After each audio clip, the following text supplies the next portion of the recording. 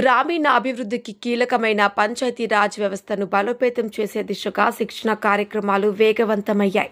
నిజామాబాద్ జిల్లా పరిధిలోని ఎడపల్లి మండల కేంద్రంలోని రైతు వేదికలో గ్రామ పంచాయతీల వార్డు సభ్యులకు పంచాయతీరాజ్ చట్టాలపై అవగాహన శిక్షణ నిర్వహించారు.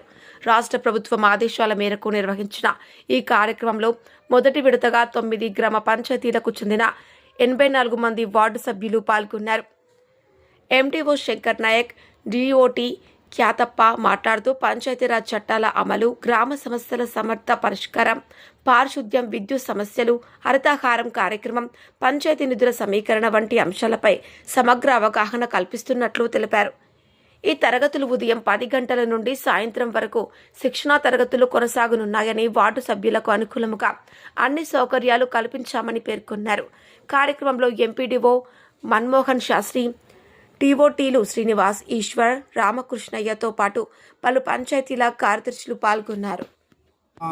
ఉద్దేశం ఏంటంటే, ఇప్పుడే కొత్తగా అందరూ ఎలక్షన్లో మీరు విజయం సాధించి వచ్చారు కాబట్టి మీ గ్రామాల్లో పాలకవర్గం అంటే గ్రామాన్ని ఏ రకంగా పాలించాలా, రాష్ట్రం నుంచి, కేంద్రం నుంచి కానీ రాష్ట్రం నుంచి కానీ ఏ గ్రాంటు ఎంతెంత వస్తుంది అనేది మండల ఆఫీసులో అడిగి తెలుసుకోవచ్చు.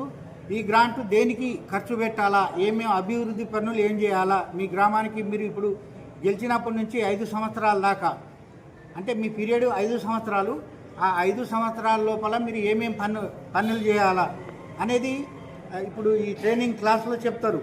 సపోజు ఉదాహరణకు ఎడపల్లి గ్రామం ఉంది. ఎడపల్లి గ్రామంలో ఒక 12 లక్షలు వచ్చినాయి ఉదాహరణకు. ఆ 12 లక్షలతోటి ఏమేం చేయాలా అనేది ఈ ట్రైనింగ్లో చెప్తారు. తర్వాత మీకు ఎవరన్నా అబ్సెంట్ ఉంటే, రాకుండా ఉంటే, అర్థం కాకపోయినా ఆ తర్వాత మాకు అడిగినా మేము చెప్తాము.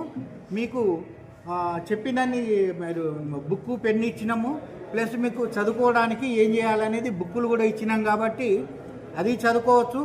ఇక్కడ మన టీఓటీ సార్లు చెప్పేదంతా రాసుకోవాలని చెప్పి మీ గ్రామంలో అభివృద్ధి పనులు కొద్దిగా చేయాలని చెప్పేసి కోరుకుంటూ సెలవు తీసుకుంటాం. ఖ్యాతప్ప మల్లెల, నేను పనిచేసిన మండలం కొత్తంగల్ కారేగం గ్రామ పంచాయతీ. మరి రాష్ట్ర ప్రభుత్వం వార్డు మెంబర్లకి శిక్షణ కార్యక్రమం ప్రవేశపెట్టింది.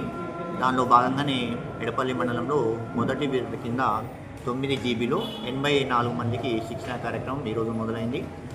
దీనిలో ముఖ్యంగా మన తెలంగాణ పంచాయతీరాజ్ చట్టం ఎందుకు ఏర్పడ్డది, దాని యొక్క ఆవశ్యకత ఏంటి, దాని యొక్క పరిణామాలు ఏ విధంగా మనం చూడడం జరిగింది. దాంట్లో ప్రతి సెక్షన్ గురించి సర్పంచ్ రోల్ ఏంటి, మళ్ళీ ఉప సర్పంచ్ రోల్ ఏంటి, వార్డు మెంబర్ల రోల్ ఏంటి, ఏ విధంగా పనిచేయాలి, గ్రామ పంచాయతీ పరిపాలనని సజావుగా సాగించి దానికి వచ్చే అభివృద్ధి నిధులని ఏ విధంగా ఖర్చు పెట్టుకోవాలి, గ్రామం ఏ విధంగా ఆదర్శ గ్రామంగా తీర్చిదిద్దుకోను ఈ సెషన్లో వివరించడం జరుగుతుంది.